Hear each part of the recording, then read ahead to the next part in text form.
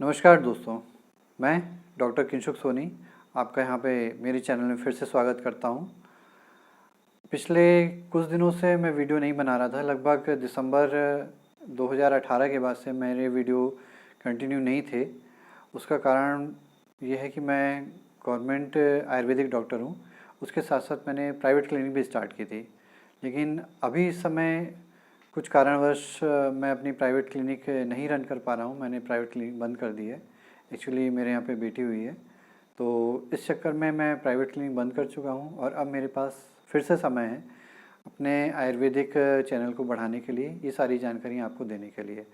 तो अगर कोई भी पर्सन अगर मेरे चैनल में नया आपने पहली बार एंटर किया हुआ है, तो अब से आप ये ध्यान रखिए कि आपको आयुर्वेद की सारी चीज़ें, उनकी सारी जानकारी लगभग आपको मिलती रहेंगी और लगभग मेरा एक वीडियो प्रतिदिन आपको मिलता रहेगा। मैं ऐसी कोशिश करूँगा और मैं यही कहना चाहूँगा कि आप मेरी चैनल को क्यों देखें। इसके लिए मैं आपको यही बोलना चाहूँगा कि आयुर्वेद के नाम पे यूट्यूब में बहुत सारे चैनल हैं, बहुत सारी जानकारी दी हुई हैं, लेकिन उसमें मैक्सिमम जानकारी फ़ेक है। वो मैं इसलिए बता रहा हूँ कि मैं उस चीज़ को जानता हूँ। मैं खुद एक आयुर्वेदिक डॉक्टर हूँ और आपको आयुर्वेद का अच्छे से ज्ञान आयुर्वेदिक डॉक्टर के अलावा और कोई नहीं दे सकता। इसलिए बाकी सारी चीज़ों, एक और चीज़ मैं आपको बोलना चाहूँगा, मेरे पहले वीडियो में आपने देखा होगा, मेरे 100 वीडियो लगभग आ चुके हैं। ये मेरा 101 वीडियो है, 101 नंबर का वीडियो है। तो इस वीडियो में मैं अपने हर वीडियो में जो भी जानकारी देता हूँ, मैं उसका रेफरेंस बताता हूँ कि वो चीज़ आयुर्वेद की किताब में कहाँ लिखी हुई है। इसलिए आप उसको सही माने, वरना कोई भी पर्सन यूट्यूब में आके कुछ भी बोल देगा आयुर्वेद के बारे में, तो आप उसको सही मान लेते हैं। जैसे शहद गर्म पानी में पीना चाहिए, सरासर गलत है। आयुर्वेद में कहीं नहीं लिखा है, स्पेशली उसको मना किया गया है। दही आप गर्मी में खाना चाहिए, आयुर्वेद में कहीं नहीं लिखा है। दही एक्चुअली खुद गर्म होता है, दही ठंड में खाना चाहिए। दही रात को मना किया गया है, रात को नहीं खाना चाहिए। ऐसी बहुत सारी जानकारियाँ हैं जो लोग गलत सलत बताते रहते हैं और आदमी उसको यूज़ करता रहता है, सिर्फ ये सोचिए कि उसको यूट्यूब में बताया गया है तो वो चीज़ सही होगी। इसलिए मेरा आपसे कहना यही है कि अगर आपको सही जानकारी चाहिए तो मेरे चैनल पे बने रहें। मैं आपको जो भी जानकारी दूंगा एकदम सही दूंगा, विथ रेफरेंस आपको बता के दूंगा कि ये चीज़ आयुर्वेद की बुक में कहाँ लिखी हुई है, इसलिए आप उसको सही माने, मेरी बात पे भरोसा नहीं करें। तो चलिए आज मैं शुरू करता हूँ कि आज मैं आपको वासावले एक औषधि है, उसके बारे में आप उसका रिव्यू करूँगा। वो सबसे ज़्यादा खांसी के लिए बताया गया है। जनरली उसका अगर अपन बात करें कि किस चीज़ के लिए वो ज़्यादा यूज़ की जाती है, तो उसका रोगाधिकार राज यक्षमा बताया गया है। राज यक्षमा यानी टीबी। टीबी तो है ही है, टीबी के साथ साथ लंग्स की सारी बीमारियां, लंग्स के जो भी बीमारियां होंगी उसके सारी चीज़ों के लिए काम करेगा। तो आइए आज हम इसका रिव्यू करते हैं, वासावले का रिव्यू करते हैं। ये दवाई खांसी के लिए तो बहुत ही शानदार है। खांसी के लिए एक छोटा वर्ड है, खांसी के साथ साथ अपन बोलेंगे चेस्ट की, लंग्स की किसी भी बीमारी के लिए बहुत ही शानदार दवाई है। सबसे पहले आइए मैं आपको उसको दिखा दूं। ये वासावले रखा हुआ है, आप देख सकते हैं। इसमें ये बैद्यनाथ का है। ये मैं फ्रंट कैमरे से बना रहा हूँ इसलिए उल्टा आपको दिखाई देगा। तो वासावले ये बैद्यनाथ कंपनी का है। बैद्यनाथ अकेली कंपनी नहीं है, बहुत सारी कंपनियाँ हैं इसको बनाती हैं। झंडू, सांडू, डाबर, बैद्यनाथ, धन्वंतरी, गुरुकुल कांगड़ी, चिरायु, बहुत सारी कंपनियां बनाती हैं। तो इनमें से किसी भी कंपनी का आप यूज़ कर सकते हैं, बहुत अच्छा रहेगा। तो आइए अब सबसे पहले अपन वासावले को जानते हैं। वासावले क्या है? वासावले में वासा, जैसे अपन को नाम से पता चल रहा है कि वासा का यूज़ किया गया है। वासा एक औषधि पौधा होता है जिसको हिंदी में अड़ूसा भी कहते हैं। इसका लैटिन नाम अजाटोरा वासिका है। इसका सबसे ज़्यादा उपयोग किया गया है। इसमें कंटेंट क्या क्या है? इसके कंटेंट इसमें है, वासा है, सबसे ज़्यादा वासा लिया गया है, फिर मिश्री है, शुगर और पिपली है, बड़ी पीपर, काली पिपली जो होती है, और धृत घी यूज़ किया गया है। उसके साथ साथ इसमें मधु का उपयोग किया गया है। इसको बनाते कैसे हैं? वासा को, उसकी पत्तियों को, पंचांग को लेकर के उसको पानी में उबाला जाता है। उबाल करके जब 1/4 बचता है उसको लेकर के उसमें शक्कर मिलाई जाती है। शक्कर मिला करके उसको उसमें फिर साथ में घी और पिपली मिलाई जाती है। ये सब मिलाने का जब ठंडा होता है तो उसमें मधु मिलाई जाती है। इस तरह से ये वासा अवले बन के तैयार होता है। तो उसके घटक और बनाने की विधि हो गई। अब उसका उपयोग, वासा अवले इसका उपयोग कहाँ करते हैं? तो इसके उपयोग के लिए एक श्लोक आया है, हंत्येत राजयक्षाम काशम श्वासम च दारुणम पार्शूलम हृशूलम रक्तपित्तम तथा ज्वर। अर्थात ये राजयक्ष्मा में काम करता है। राजयक्ष्मा यानी उसको, ये बहुत ब्रॉड टर्म है, इसको अपन ऐसे मान सकते हैं कि राजयक्ष्मा का एलोपैथी के हिसाब से अगर अपन बात करें, मॉडर्न वर्ड में बात करें, तो ट्यूबरकुलोसिस, टीबी के रोगाधिकार के लिए साफ साफ ही बोला गया है कि टीबी में यूज़ किया जाता है। इसके साथ साथ क्रॉनिक ब्रोंकाइटिस, लंग्स की बीमारी में किसी भी चीज़ में उसमें यूज़ किया जा सकता है। कास यानी खांसी, कफ कोल्ड, सर्दी खांसी, इसमें आप इसका उपयोग कर सकते हैं। उसके आगे श्वास यानी सांस संबंधी रोग, यानी अस्थमा, अगर सांस लेने में किसी को तकलीफ हो रही है, सांस बढ़ती है उसके लिए आप इसमें उपयोग कर सकते हैं। पार्श्वशूल अर्थात एब्डोमेन के किनारे साइड में जो पेन होता है, फ्लैंक, इसमें आप इसका उपयोग कर सकते हैं। हृदशूल यानी हृदय में शूल जो हो रहा है, चेस्ट पेन हो रहा है, उसमें इसका उपयोग किया जाता है। रक्तपित्त यानी रक्त का बहना, ऊर्ध्व भाग से या अधोभाग से, अर्थात नाक से ब्लीडिंग, एपिस्टैक्सिस, इसमें इसका उपयोग करते हैं। नाक से ब्लीडिंग होने में मैं आपको बताऊं कि वासा के पत्ती अगर मिलती है तो उसका पत्ती को निचोड़ के उसका स्वरस डाला जाता है, उससे ये चीज़ें ठीक हो जाती हैं। तो अगर किसी को एपिस्टैक्सिस है, नाक से ब्लीडिंग बार बार होती है, तो वो वासा की पत्ती ला करके उसका स्वरस डालें 2-2 बूंद, उससे बीमारी ठीक हो जाएगी आपकी। अगर वो चीज़ आपको नहीं मिल पाती है तो वासा अवले का आप डायरेक्ट यूज़ कर सकते हैं। दूसरा, अल्सरेटिव कोलाइटिस, यानी मोशन के थ्रू आपका अगर ब्लड आ रहा है, स्टूल लूज हो रहे हैं, उसमें ब्लड आ रहा है, उसमें आप इसका उपयोग कर सकते हैं। मेनोरेजिया यानी बहुत ज़्यादा ब्लीडिंग, मेंसेस में, लेडीज़ों में अगर मेंसेस के समय में काफ़ी हैवी ब्लीडिंग होती है, उसमें इसका उपयोग किया जाता है। अब इसका डोज क्या है? मैं आपको एक चीज़ और यहाँ पे बताना चाहूँगा कि कभी भी कोई भी मेडिसिन, आयुर्वेदिक मेडिसिन अगर आप उपयोग कर रहे हैं तो उसे बिना किसी आयुर्वेदिक चिकित्सक के परामर्श के नहीं उपयोग करें। इसका थोड़ा विशेष ध्यान रखें, क्योंकि उसका कब उपयोग करना है, कितनी मात्रा में उपयोग करना है, कैसे उपयोग करना है, किस जगह पे उपयोग करना है, ये चीज़ें आपको वही बता पाएंगे। जैसे मैंने आपको इतनी सारी जानकारी दी, आपको शायद वासा अवले एक अकेला हो सकता है ये भी नहीं पता हो किस चीज़ के लिए उपयोग किया जाता है। जिनको कुछ पता होगा उनको इतना ही पता होगा कि खांसी अकेले के लिए उपयोग किया जा सकता है। मैंने आपको कितनी सारी चीज़ें बताई, क्योंकि ये साथ साथ श्लोक में लिखा हुआ है। राजयक्ष्मा के लिए, हृदय रोग के लिए, रक्तपित्त के लिए, ज्वर के लिए, ज्वर में भी इसका उपयोग होता है, काश श्वास के लिए, पार्श्वशूल के लिए, सब में इसका उपयोग होता है। तो ये चीज़ें आपको एक चिकित्सक ही बता पाएगा उसको कैसे और कहाँ यूज़ करना है।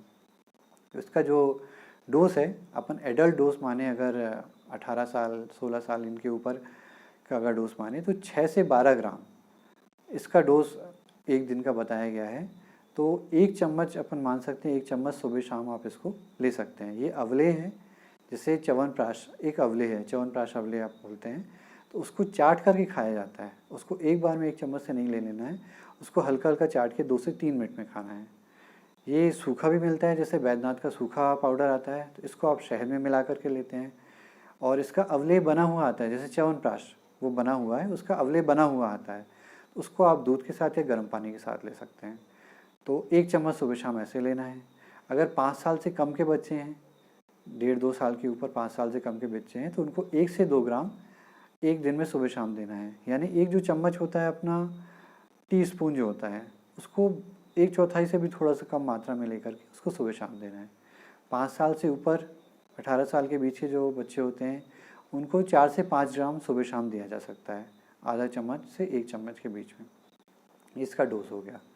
इसको बनाने वाली कंपनियां मैं आपको पहले ही बता चुका हूँ, झंडू, सांडू, वैद्यनाथ, डाबर, चिरायु, दीनदयाल, गुरुकुल कांगड़ी, ये सब कंपनियां बनाती हैं।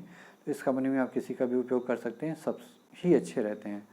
ज़्यादातर मैं प्रेफर करूँगा आपको झंडू, सांडू, उसके बाद वैद्यनाथ और डाबर, इन कंपनी का आप उपयोग करें, बहुत अच्छा रहेगा।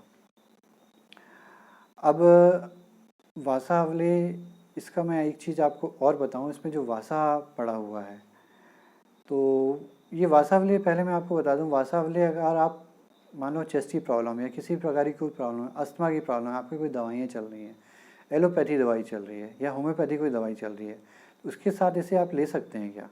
आप इसे इनके साथ बिल्कुल ले सकते हैं। इसको लेने में कोई भी प्रॉब्लम नहीं होगी, निश्चिंत रहिए, क्योंकि ये दवा किसी और दवा के साथ इंटरेक्ट नहीं करती है। तो आँख बंद करके आप इनकी दवाइयों के साथ साथ चालू रखने के साथ साथ भी इन दवाइयों का उपयोग कर सकते हैं।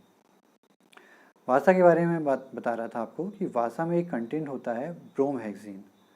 ब्रोमहेक्सिन को एलोपैथी ने इसका एक्सट्रैक्ट निकाल करके अपनी बहुत सारी सिरप में यूज़ किया हुआ है। एलोपैथी की बहुत सारी कफ सिरप जो आती हैं उनकी कंटेंट आप देखिए, जिसमें म्यूकोलिटिक अगर आपकी सिरप है जो कफ को पतला करके बाहर निकालती है, उसमें ब्रोमहेक्सिन निश्चित रूप से पड़ा ही होगा, क्योंकि ये बहुत अच्छी दवा है, बहुत बढ़िया काम करती है, इसलिए उसका उपयोग एलोपैथी ने भी किया हुआ है। उन्होंने इसका एक्सट्रैक्ट निकाल करके इसका उपयोग कर लिया है। तो मेरा आपसे कहना यही रहेगा कि मैंने तो अभी तक जितना भी इसका उपयोग किया हुआ है, खांसी के लिए लगता है, मुझे नहीं लगता है कि इसके ऊपर मुझे जाने की ज़रूरत पड़ी है। इसके ऊपर भी आयुर्वेद में बहुत अच्छी अच्छी दवाइयाँ हैं, लेकिन अभी तक मैंने जितना भी उपयोग किया है, खांसी इससे ठीक हो गई है। तो कभी खांसी अगर रहती है, खांसी किसी को है, तो आप उसका उपयोग ज़रूर कर सकते हैं, लेकिन चिकित्सकीय परामर्श के साथ।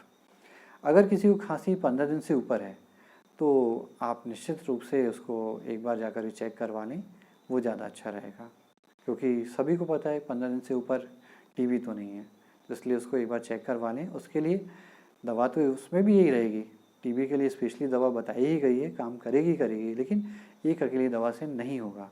वो आपको डॉक्टर सारे प्रिस्क्रिप्शन लेकर के सारी दवाइयों को कंपोजिशन बना करके आपको 3-4 दवाइयाँ देगा, उससे आपको अच्छा काम करेगा। तो इसलिए उस चीज़ का ध्यान रखिएगा। लेकिन ये दवा बहुत अच्छी है, बहुत शानदार है।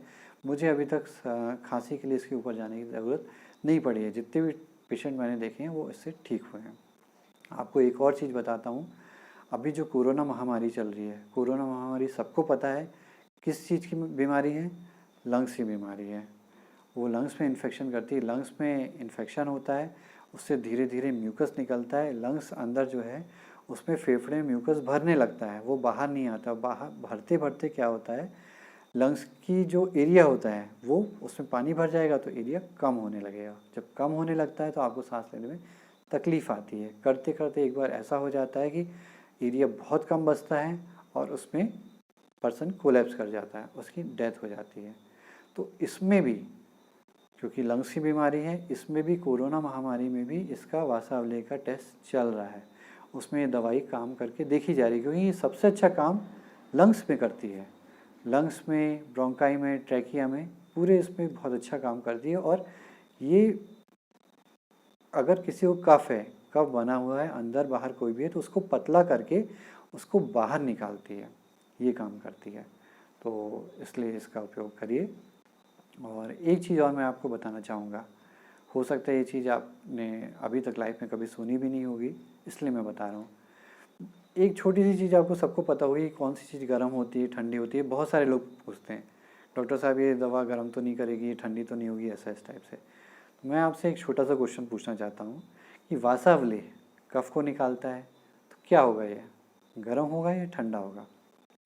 बहुत सारे लोग आप में से शायद बोलेंगे कि गर्म होगा, लेकिन ये सरासर गलत है। वासा जो है, वासा ठंडा होता है, उसका वीर ठंडा होता है।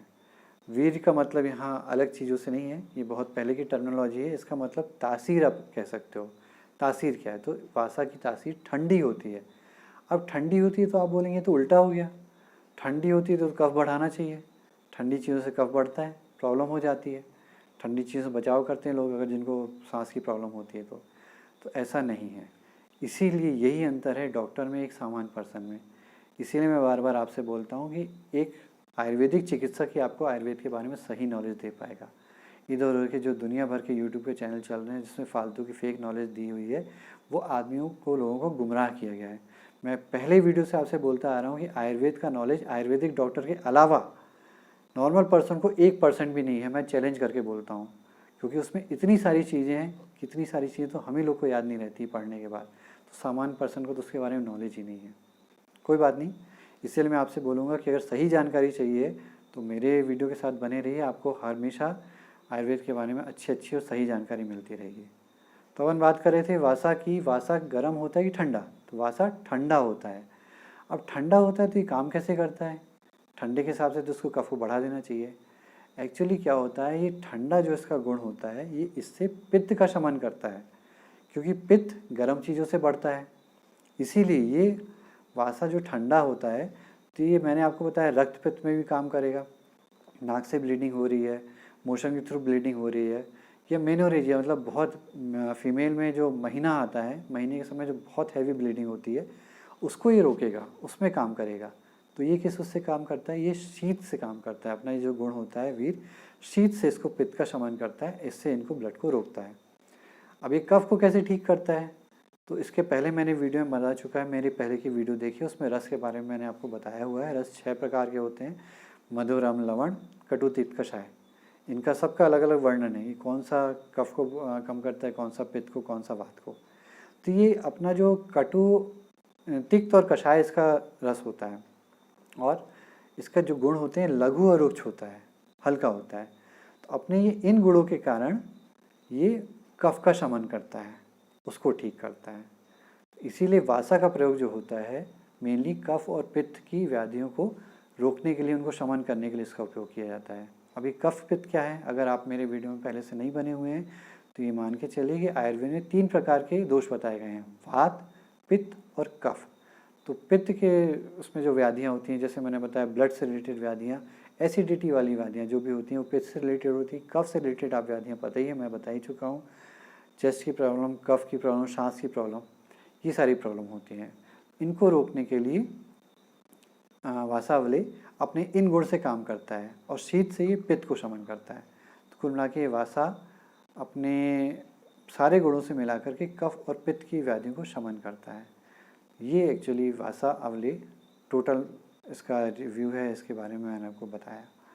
तो इसीलिए इस चीज़ को ध्यान रखिए। और रस गुण वीर विपाक ये हर ड्रग में होता है, ये मान के चलिए। अगर आपको किसी को भी चेक करना हो, किसी से पूछना हो कि उसको कितना नॉलेज है, सही नॉलेज है कि नहीं, उससे उस ड्रग के बारे में उसका रस गुण वीर विपाक पूछ लीजिएगा। अगर वो बता देता है तो आप मान के चलिए कि वो सही पर्सन है, सही डॉक्टर है, उसको सही नॉलेज है उसके बारे में। नहीं बता पाता है तो ये मान के चलिए कि वो सही जानकारी नहीं दे पा रहे हैं। ये अलग बात है कि डॉक्टर को भी, मैं खुद झूठ नहीं बोलूँगा, मुझे भी हर ड्रग के रस गुण वीर विपाक एकदम से नहीं याद आ पाते, कभी कभार कुछ मिस हो जाता है। लेकिन ये नॉलेज हम लोग को होता है, और उससे कि हम इसका उपयोग करते हैं। हर व्यक्ति को इसका नॉलेज नहीं है, इसलिए वो इसका उपयोग नहीं कर सकता है। तो रस गुण वीर विपाक मैंने आपको बता दिया। एग्जैक्ट मैं आपको फिर से बताता हूँ। वासा का जो रस होता है वो तिक्त और कषाय रस होता है। वासा के जो गुण होते हैं वो लघु और रुक्ष गुण हैं।